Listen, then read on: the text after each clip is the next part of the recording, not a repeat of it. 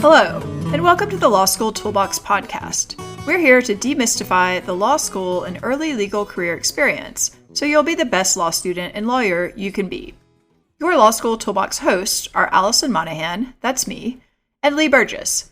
We're the co-creators of the Law School Toolbox, Bar Exam Toolbox, the Catapult Conference, and the Trebuchet Legal Career site. I also run the Girls Guide to Law School. If you enjoy the show, please leave a review on iTunes, and if you have any questions, don't hesitate to reach out to us.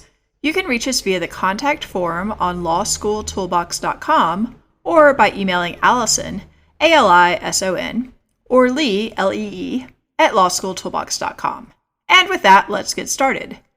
Over the next 2 episodes, we'll be talking about getting a Big Law summer associate position through on-campus interviewing. Stay tuned.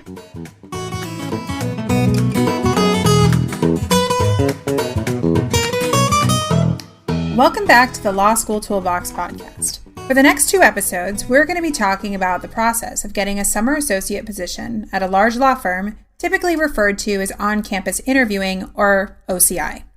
The details of the process are going to vary somewhat between schools, but the basics are similar across the board. Right, so what typically happens at OCI is that a number of different law firms send representatives who conduct initial interviews with students who might be interested in summering there. What we mean by summering is that you get a summer job after your second year of law school working at the firm, and typically those jobs turn into permanent positions. So this is one of the leading ways that people become associates at big law, factories, at big law, at big law firms after they graduate. So basically, if you're interested in getting a big law job, you probably need to be doing on-campus interviewing if that's an option at your school. And so these initial interviews tend to be fairly short. They're about 20 or 30 minutes each. Sometimes you have a tag team where you're interviewed by 2 people, sometimes it's 1. And depending on the location, the interviews might literally take place on campus, which is where the name comes from.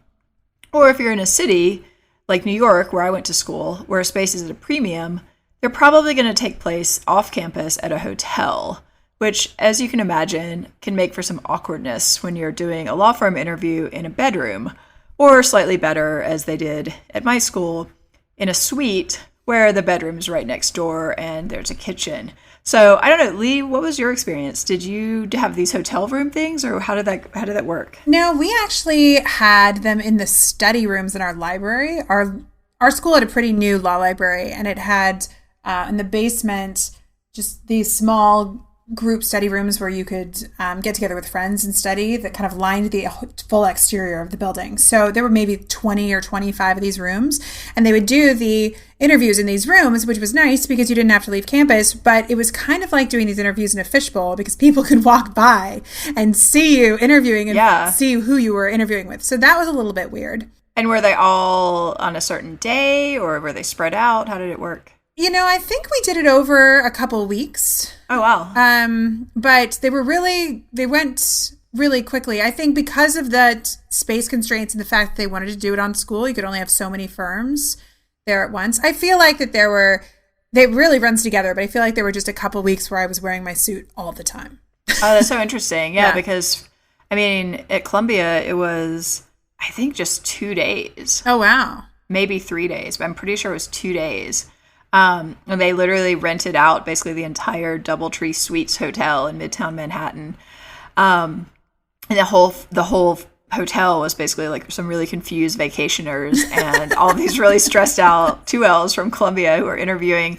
I mean, it sounds like you probably wouldn't do a ton of interviews in one day. No, I think the most interviews I had in one day were 2 or 3. Oh, wow. Yeah. And then, but I think I did 17 total first round interviews. So they were just spread out over a couple of weeks. Oh, yeah. See, people would do, on average, probably 15 or 20 interviews, but you would do them in 2 days. Oh my gosh, that sounds so exhausting. It was totally exhausting. You would be there all day long, and you'd be doing, a 30-minute interview with a 10-minute break and another 30-minute interview, and trying to keep all these firms straight, which is something we'll talk about later. When you're doing back-to-back interviews and they're all sort of fungible, was not that easy. Yeah, that is super challenging and really exhausting. Yeah, it's a total fishbowl too. I mean, because everyone's like in the elevator, like, how did yours go? How did you like? Oh, yeah, I like what you're wearing. I don't like what you're wearing. I don't know, it's pretty crazy. Okay, so I mean, you can see that the way that this happens varies a lot by school, and obviously, you want to find out from your school, sort of exactly what you're getting into. So this is another question for you. So when I was doing OCI, they also had these sort of hospitality suites. And these were where the recruiting coordinators for different firms would kind of hang out, and they'd pass out swag and tell you why, you should summer at firm, whatever. And sometimes you could actually set up additional interviews there, or you could at least drop your resume. So, if these exist at your school, they're definitely worth checking out because they give you some other options for meeting people and schmoozing, getting your resume. Did these exist at your school? They didn't do it during the OCI process because I think, one, there wasn't room, and then we'd already dropped. But they would have like a big firm recruiter night or something like that, where I think it was the same idea. All the firm folks came together and they threw kind of an event, and everybody had swag, and there were recruiters and associates talking to you about all the firms. If I remember correctly, it maybe was either at the end of the year, before the summer, so before OCI started, to give people an opportunity to meet other firms. But I think they also had one where you could also just drop your resume if, say, a firm hadn't picked you, or you hadn't had an opportunity to set up an interview. But they didn't do interviews like on site. They didn't have the right people there to do that. Yeah. No, so I think the takeaway message here is it really just depends. I mean, some schools, I think, at least, when I was doing OCI, like certain firms would invite people to dinner. I mean, like all this stuff. So it's going to vary a lot, and probably with the economy as well. Yeah, for sure. I'd imagine some of the extreme excess has probably been dampened by it's possible. multiple. Yeah, maybe not. I don't know. Maybe not. I heard some summer associates were recently going horseback riding on the beaches of Malibu. So it can't be, yes. So it cannot be all, cut out. Yeah, it's not all austerity. No, exactly. Yeah, I don't know. I mean, my firm, they flew everyone to Switzerland to go day hiking. Okay, that's summer. A little more extreme. Yeah, I think that probably goes down in history as actually one of the more extreme summer associate events ever. It was definitely an experience. Yeah. Okay, well, one of the things that we wanted to talk about briefly before we get too into this is your resume and your cover letter. What are you hearing about these? Oh my gosh. I hear that people are still submitting resumes and cover letters with mistakes in them and typos. If you remember from our previous podcast, we were talking about being on the law review and how you can tell, if a comma is italicized or if it's a dash versus an end dash and all of that stuff. Oh God, don't get me started. Oh, I know, right? So if we notice that stuff, you can be sure recruiters and folks who work in big law, most of whom were on the law review, are going to notice that when they see your resume. So spacing after a period. Please make it consistent. Exactly. Preferably one. I'll live with 2 spaces as long as it's consistent. I would prefer 1. But if you have 1 and 2 and 3, it's going to make me jump out of the window. I know. And, if one thing is bold, make sure that the next thing on that list is also bold. I mean, this or stuff, small caps and not small caps. Exactly. Oh my God. I mean, the detail, the attention to the detail alignment, is so people important. who align dates to the right, but they don't justify them. Ugh. I know. And see, the thing is, we sound really neurotic right now, but we're just as neurotic as the people who you're going to be interviewing with. So yeah. And I think, for a lot of people, this is sort of the first time that they've done a very professional resume. Mm-hmm. And it's, it's different. I think, what people need to do, is talk to your career services, get whatever advice you can get from them, but then also evaluate whether what they're telling you makes sense. And I think the more eyes that you can have on your resume and your cover letter, the better.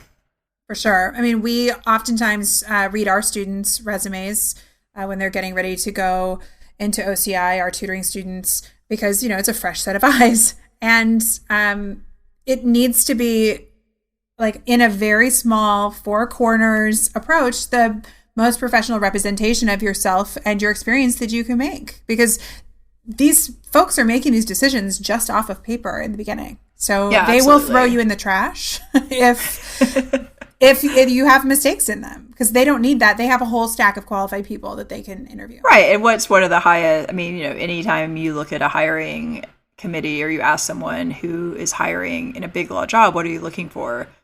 Guarantee you top 5, attention to detail. Yep.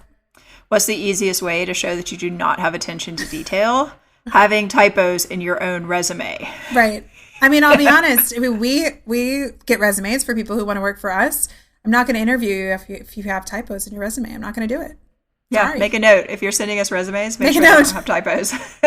Exactly. I mean, because to me, I need to know my folks either have a high attention to detail or are wise enough to get somebody else to prove it for them. So yeah, and the other thing I think I always recommend people put on their resume if you're interviewing for summer associate positions is to include some sort of interest section at the bottom. And I had never really seen one of these on a resume until I went to law school. But from having done a bunch of interviews as the interviewer, I can tell you it's extremely useful to have something interesting to talk to someone about. And, it doesn't have to be like, I'm into skydiving. Maybe you're kind of boring and you like to read a lot. But don't put reading down as an interest. Tell me what you're reading so I have something to talk to you about. Now, Alison, what about kind of censoring yourself, or not necessarily censoring yourself, but being thoughtful about those activities you put down there? Because I think a lot of times, especially with social media, we get so comfortable sharing all the things that we do in our lives.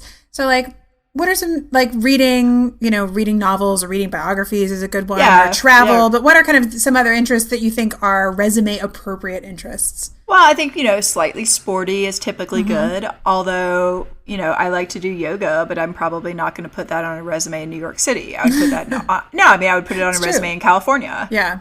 Because in California, everyone does yoga. They think it's normal. In New York, people are like, ooh, I don't know, it seems kind of flaky. In New York, I would put my also interest in squash.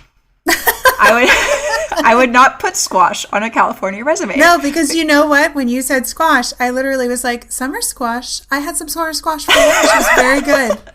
A friend of mine actually on that note put cheese on her resume as an interest. And she's like, every single person I interviewed with, all we talked about was cheese. And that's not a problem. She got tons of offers. They liked her. It was interesting. Yeah. But, be aware you might be called upon to talk about what you put on your resume. It's true. I always like to talk about travel. If you like to travel, everybody seems to have a good travel story or two. So sometimes that can be a nice thing to put on there because... And again, you don't put travel. You put the countries that you've traveled in. Yeah. Because saying like, oh, Austria, that sounds nice. Tell me about that. Versus like, oh, you like to travel. Great. Yeah. Okay. Do you like business travel? Because there's going to be a lot of that. Exactly. So, be honest, but be thoughtful, because if somebody's going to ask you questions about what's included on your resume, that's very important. Oh my God. Do not put an interest that you don't actually have. I was doing an interview once with this poor kid. I don't think he'd ever had a real job before. And, his resume, frankly, it was pretty thin. There was not a lot on it. I'm casting around for anything we can talk about for the next 20 minutes after, so how do you like law school? And he had baking on his resume. And so I'm like, great, what do you like to bake? And he sort of looked at me blankly. And I looked back at the resume and looked back at him and said, you did write this, right? And he says, well, I guess it's more like I like watching TV shows. Like I aspire to bake. Wow. And I was like, yeah. Just like he aspired to be a summer associate? Yeah, suffice it to say that offer was not forthcoming. But honestly, he could have put that he liked watching TV shows about baking, and I would have been like, oh, okay, that's interesting. Tell me about that. Right. It doesn't matter what it is. Right.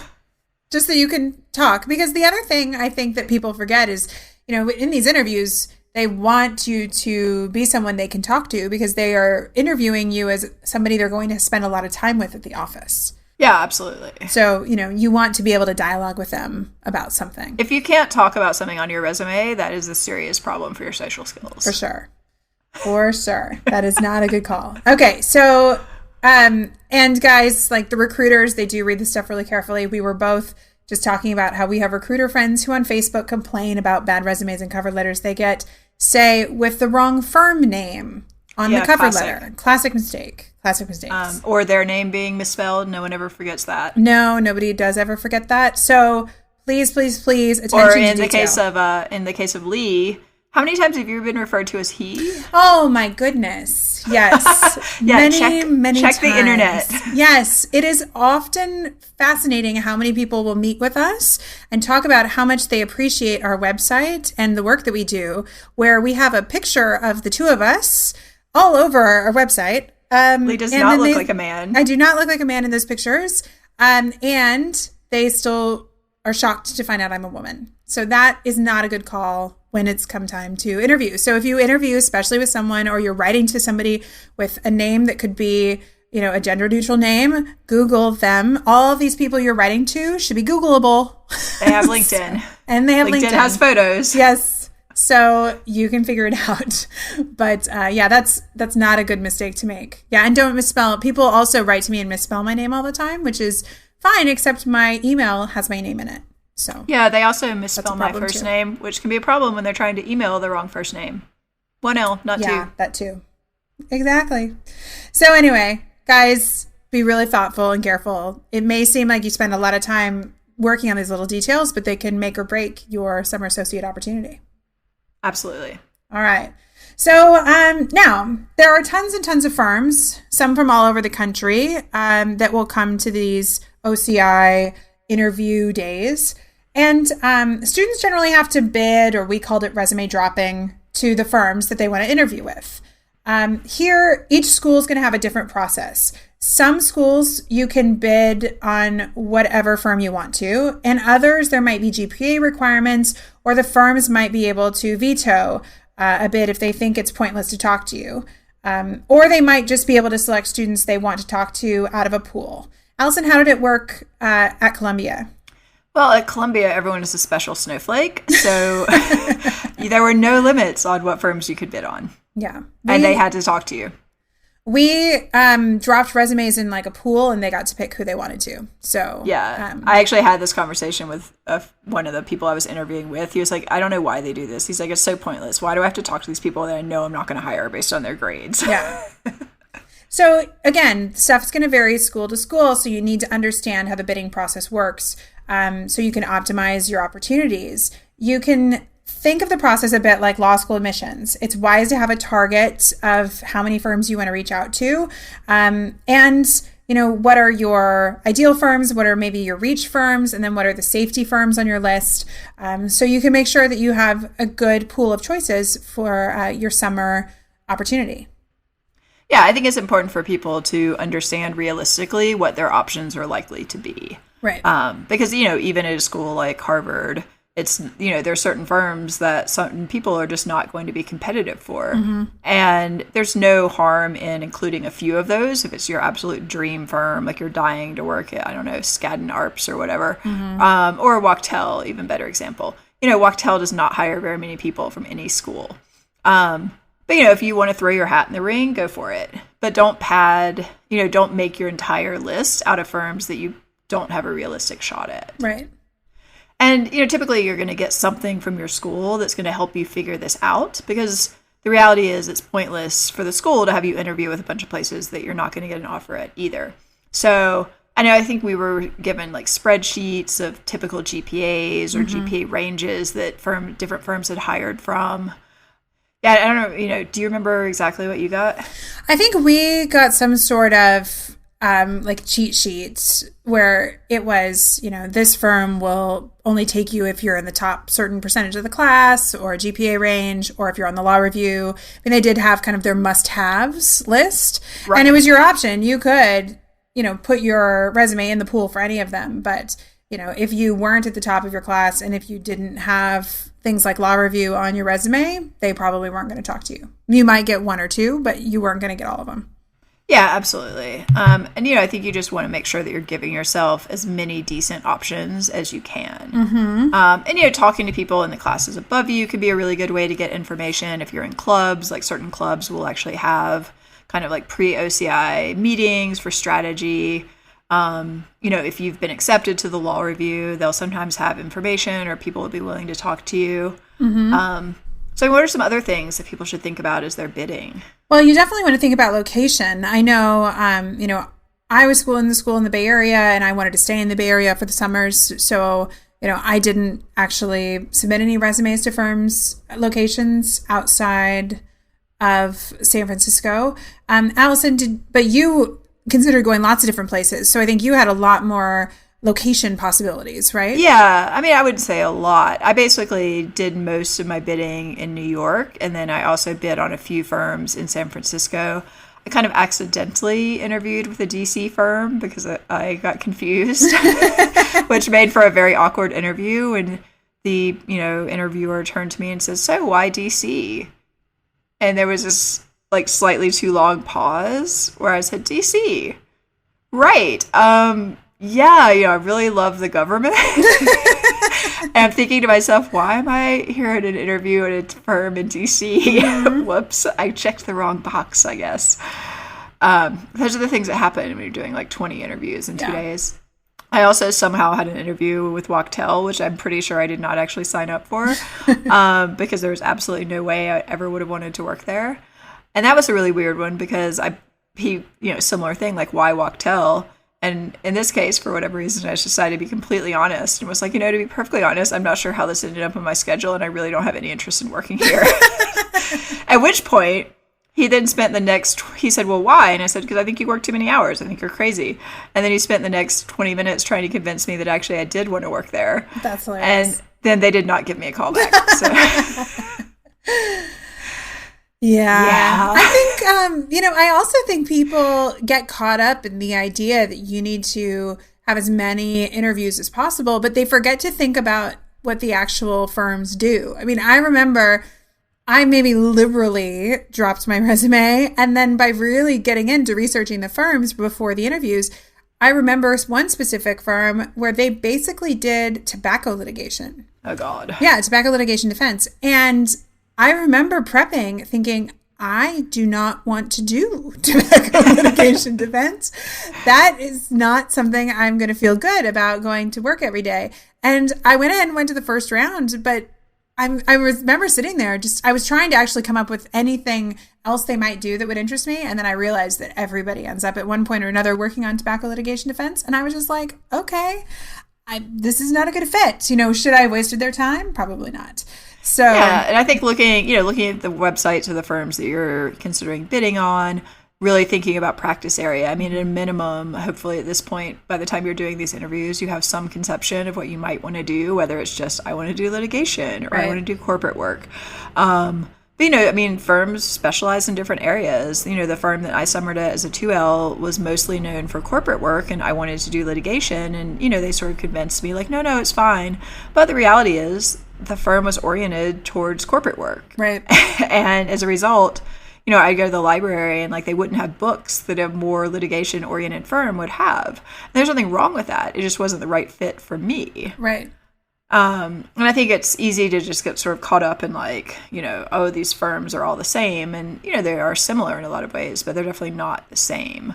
No. And I think, we can talk a little bit more about this in our next podcast. We're going to talk about callbacks, but callbacks become a really great time to talk about what is the work that's actually going on in the individual office, because definitely, websites can tell you all sorts of things. But for instance, when I was at my firm, I worked primarily in an office that had been absorbed by the big firm a number of years before, but they were a boutique product liability firm when they had been absorbed. And so their bread and butter was still pretty much product liability. I was okay practicing product liability, but if I hadn't been, that would have been really problematic. And when I went on my callback, it became very evident that that was the type of practice they were doing. So I think it's just something you really do want to keep in mind to learn more about. If you don't like the type of law they practice, you should not work there because you will not be happy. Yeah, and you're not going to get to do the work that you want to do. And, if a firm does say 80% bankruptcy and then a little bit of other stuff, you probably should not believe them when they tell you that, oh, yeah, of course, you'll be able to do this other stuff, because it's probably not true. No, especially when the economy gets rocky, you're going to be doing whatever they need you to do, whatever they can bill you out as. Basically. Yeah, whatever comes through the door. Yep. And that's more likely to be the stuff that they're known for than this thing that, some partner picked who lateraled over happened to bring with him. Yep, exactly. Yeah, as you're going through this process, too, there's certain guides you can look at. I think Vault has a guide to summer associate programs, but obviously you want to think about more than that. They've got a guide to mid-level associates. I think Above the Law is doing some work on this. We can put them in the show notes. Great.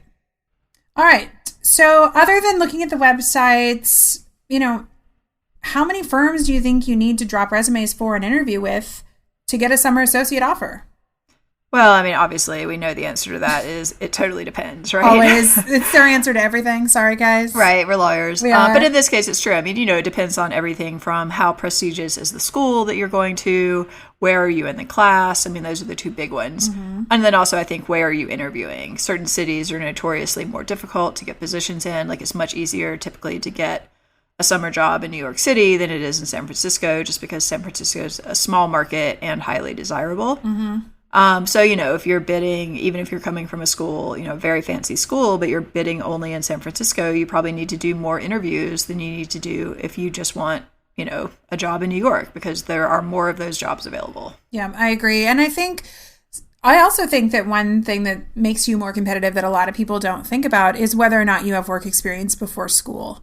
Oh, good. Yeah, very good point. Yeah, I worked for a number of years before school as a high-tech consultant doing client-facing work. And the firms really loved the fact that I had already done client-facing work in a corporate environment versus someone who had just gone straight through. So I think in some ways I was a more desirable candidate because I had that work experience. And so that's another thing you can keep in mind as you're doing these interviews. If you are someone who is coming straight through school without a lot of corporate experience or any corporate experience, then I think you want to drop more resumes, because I think it can be a little harder to compete with people who have more work experience.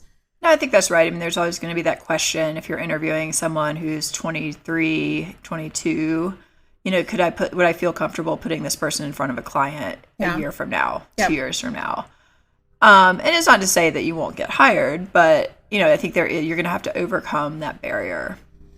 And, when you first get your first corporate job, you make some silly mistakes. We all do. And if you've had one of these corporate jobs before, you've maybe made some of those mistakes already. So, yeah. And, some people come off as more mature than they really are. And, that's a factor to consider too. I mean, some people come off as less mature than they really are. I mean, even if you have, work experience, but that you come off as much younger or much more immature than you really are, you might need to do more interviews. Yep, it's true. So just don't get overconfident. Make sure you have plenty of options and realize that you're going to learn a lot through the interview process. You're going to learn more about the firms than you could just gain from their websites, and you never know which firm is going to be the best fit.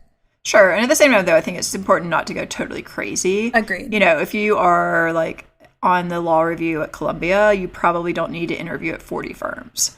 To get a job in New York City. Like, that's just overkill. You're being paranoid. And granted, that's what got you where you are to begin with. But, there is a point of diminishing returns where if you are so exhausted that you can't function in an interview, it doesn't make sense to do it. So you've got to sort of, even then, you still have to strategize about what are my highest priority firms. Yeah. So what if you're not at the very top of your class and you're not on the law review? Sometimes students can wonder if doing the legwork to drop resumes for these firms that come for OCI is even worth their time. What do you think? Well, I mean, I typically advise people to just go ahead and do it for a couple of reasons. I mean, one, if you do get interviews, is good practice. Mm-hmm. You're gonna be doing job interviews for some sort of legal job at some point. So there's really no downside to just sort of viewing it as, I'll take my best shot, but at least I'll learn something. And also, you just never know. If you have a very compelling personality, the certain interviewer really hits it off with you, they might be willing to overlook the fact that your grades aren't that amazing. Mm-hmm. Or if you have other skills, you have something else interesting on your resume. I mean, the problem, of course, is it could be a total waste of time and a real downer and a huge time suck. But typically speaking, I mean, I say just throw your hat in the ring and go for it. What do you think? Yeah, I think so. I mean, unless you go to career services and they tell you it's a complete waste of time. But even if they do, I mean, that's true. I know I've had students come to me and they tell me they didn't do OCI, and I'm like, well, why not? And they're like, well, I really got discouraged by the career services people.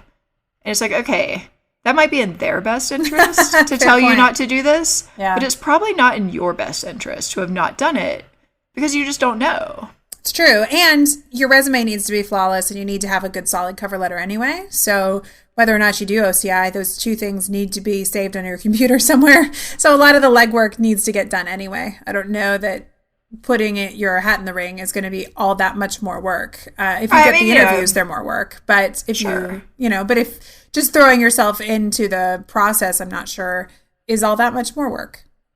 Yeah, it's just like, why not try it? Yeah, you never know. You never know.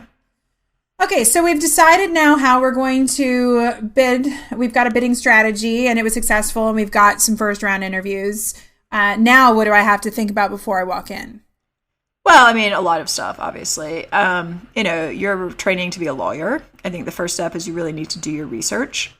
And one of the things is you've got to keep track of these firms. You need to know why it was that you bid on these places. You need to know where they are. You need to know what type. You need to know. I'm speaking from experience. You need to know what type of work they do. And there are a couple of ways you can keep track of this. Old school people will just use index cards. So each firm gets an index card. When you look at their website, if you know who you're going to be interviewing with, you write all the stuff down in the 5 minutes before you walk into your interview. You know exactly what you're going to look at. You can review everything. You can also use one of our favorite tech tools, which is Trello, Trello. And that's sort of a virtual bulletin board. So what kind of stuff should you be looking for here, Lee? I mean, you definitely want to, look at the website and make sure you don't ask questions that are easily answerable on the website. That's going to make you look like you're not a very good researcher. Right. Like, so where do you have offices? Right. Exactly. Like, seriously? What are your primary practice areas in those offices? Usually it says that on the website. Yeah.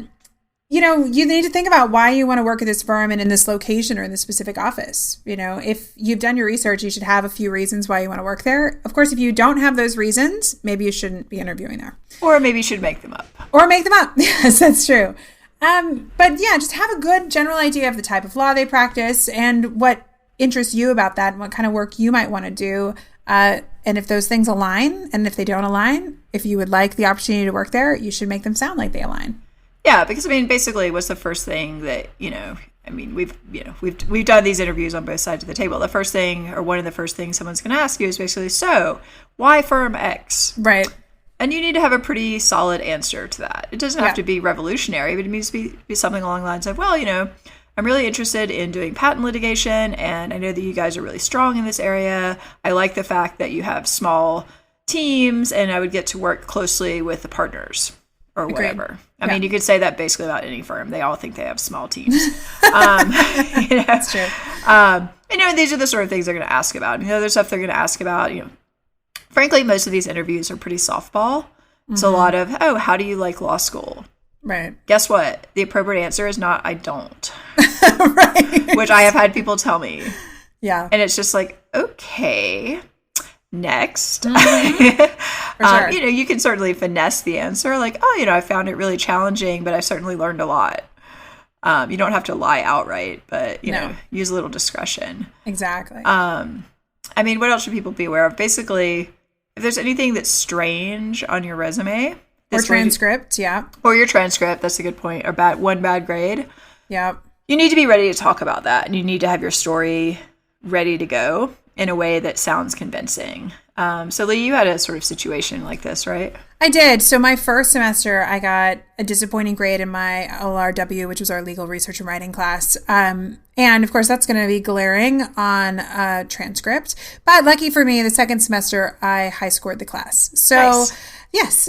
But that gives you a pretty good storyline. It does. But you'd think they would notice this, but I did have plenty of smart alecky folks, lawyers, especially the litigators, who love to say things like, well, how can you explain this grade in your legal research and writing class?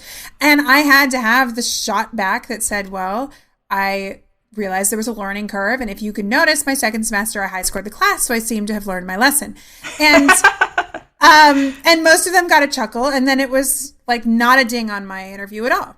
But if I had sat there and gotten very embarrassed about it, especially in front of a litigator, because I, too, was interviewing mostly with litigation firms. Who would go for the jugular. They will go for the jugular. If they can see that you're nervous and that you feel bad about this grade, we would have had a very long discussion about it. They didn't ask why I got the bad grade. My explanation was basically like, it happened, I fixed it, Is there anything else we need to talk about? No? Great, let's move on.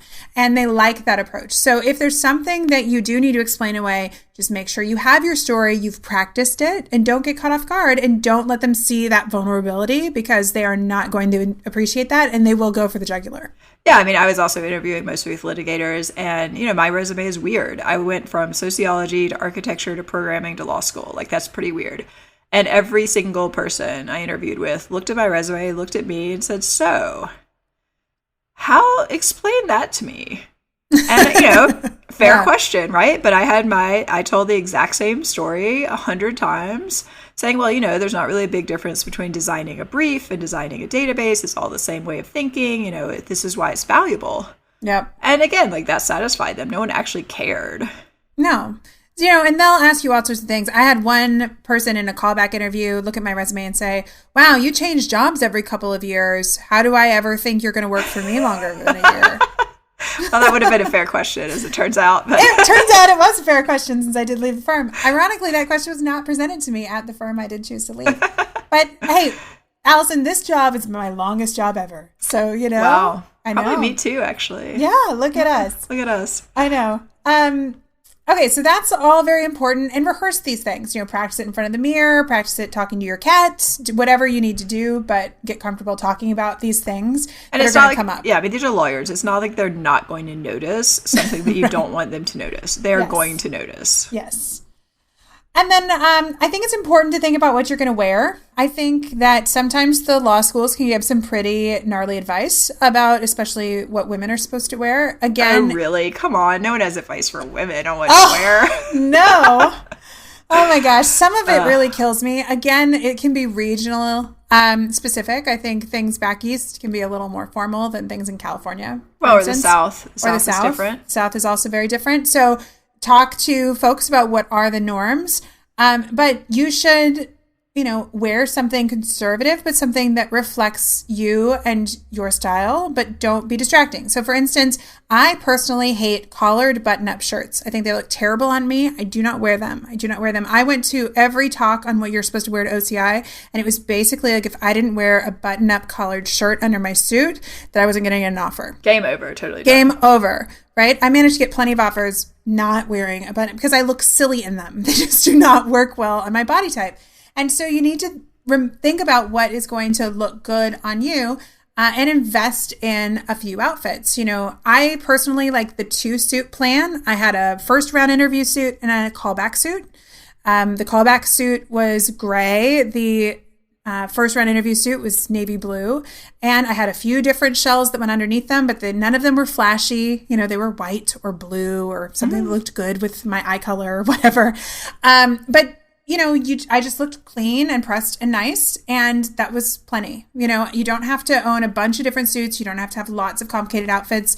A few pieces even that you can mix and match, a few different shells that can go underneath things can make it very economical. But again, they're looking at you as a colleague. You need to look clean and pressed. I think other things for women, careful with the big flashy jewelry. That's also not necessarily what you want somebody staring at. Big statement necklaces probably shouldn't be on your resume. Yeah, this might be your time for pearls. Yeah, like pearls, like simple hoop earrings, things like that. I also a little silver chain. Yeah. I also think women, you have to think about if you have long hair, making sure you don't have your hair in a way that you fidget with it all the time. I think that can be at the same time. You don't absolutely have to put it back because I have longer hair, and people are like, "Oh, you got to pull it back," and I'm like, I don't like wearing ponytails. Like, no, I don't. Yeah, and I even love wearing ponytails, but I would never wear a ponytail during an interview. So, right, exactly. I mean, I do normal life, sure. Right, but I think like sometimes if you know that you are one of those women who constantly is pushing their hair behind their ears. Oh God, if they're like twirling in interviews drives me nuts. Just make sure that you either use a bobby pin, clip it back a little bit, but make sure that you don't enable yourself to do some sort of a fidget that can be put something in your distracting. hands. Carry your portfolio with your extra resumes or whatever, and just literally hold on to it if you know that you're a person whose hands like do things that are really distracting. Yeah, but I think it's worth it if you can to invest in at least one really nice suit. I'd rather you have fewer items of clothing and have them be a little bit nicer. I know a lot of folks, including myself, I think for my birthday that year I asked for a suit for my birthday. So yeah, and it doesn't have to be like super high end. I mean, like something from like Banana Republic is fine. Yeah, Ann Taylor, Brooks Brothers. I mean, Nordstrom. None of these are like you're not going to look amazing in any of these, but that's fine. You'll look suitable, right? And of course you're not going to like. They don't need to last forever. So yes, true. Yeah, so it's okay, but I think you do want to think about this in advance. You don't want it to be like 2 days before where you realize like you don't have shoes and like what are you going to do? Oh, shoes are another thing. You don't need a bunch of pairs of shoes, but you better be able to stand in them and wear them a lot because you're going to be in them a lot. So if you do not know how to walk in stiletto heels and they hurt your feet, don't wear stiletto heels that hurt your feet. Yeah, exactly. Like, I mean, you've been getting dressed your whole life. You know kind of how to dress. But it's also, if you're someone, like for me, like I don't like shopping. I don't particularly like care about clothing that much. So it's worth it. It can be worth it to just go to a store and have one of the salespeople help you. If you go to a department store, I think you can even get a personal shopper, like Banana Republic type places sometimes, and they'll literally pull stuff for you and say, try this, try this, try this. And sometimes it's stuff you wouldn't have thought about that actually ends up working out really well. Yeah, Nordstrom also has a great personal shopping program. It doesn't cost you anything else. You they just want you to buy stuff. Like, you make an appointment, you go, and they're going to make sure that you have options, and you can say, I need 3 outfits. Yeah, and this is an investment. It's going to cost money. It is. That's just unfortunately the reality of it. Yeah, but if you get one of these jobs, you can pay off that credit card bill because you're going to make quite a bit of money. So just think through it. Don't leave it to the last minute. If you're doing OCI interviews coming up and you don't have an outfit, set aside some time. Men, I think it's a little bit easier for you because you need to wear a tie and a jacket and a suit. But that's pretty much it. You're done. That's pretty much it. And but shoes. You should still make sure your have shoes look nice. Yes, and a belt. You need a belt. Yeah, you still need to have it all put together. Alison, here's another regional thing though too, and it can be hard that we have to talk about this stuff for women. But what about things like manicures and in back east in New York? Do you need to have like your nails done and things like that to go to these interviews? Yes. I mean, you don't necessarily need polish, but at a minimum, you need, I think it's preferable if you have a full manicure, but it's, at a minimum, you should not go in with like a half, like pulled off manicure and like raggedy nails. Like at a minimum, take off any polish you had, file them down so they're short and not distracting. I think that's fine. Yeah. But preferably, you would have a manicure. And the same thing with makeup. Like if you don't know how to wear makeup, I took makeup lessons. So did I. You took a makeup lesson. That's, unfortunately, sometimes those are the things we kind of have to suck it up and do. Yep. But again, just make sure that nothing that you're doing is distracting. You don't need to have hot pink nails. No, have, pale, neutral colors. But you do want to be put together, and we can talk all day about whether or not it's fair that all of these requirements are out there. But this is still you're playing a game. We kind of have to play. You're playing the game, and you need to look like you belong. Yeah. Well, with that, unfortunately, we are out of time. Tune in next time, and we're going to be talking about callback interviews, which these are the ones you do after your initial round of on-campus interviews, if all goes well. And if we have time, we'll talk a bit about the non-OCI job search, too, just in case things don't work out. So if you enjoyed this episode of the Law School Toolbox podcast, please take a second to leave a review and rating on iTunes. We would really appreciate it. And be sure to subscribe so you don't miss anything. If you have any questions or comments, please don't hesitate to reach out to us at Lee@Law School Toolbox or Allison@Law School Toolbox. Or you can always contact us via our website contact form at lawschooltoolbox.com. Thanks for listening, and we'll talk soon. Good luck at OCI.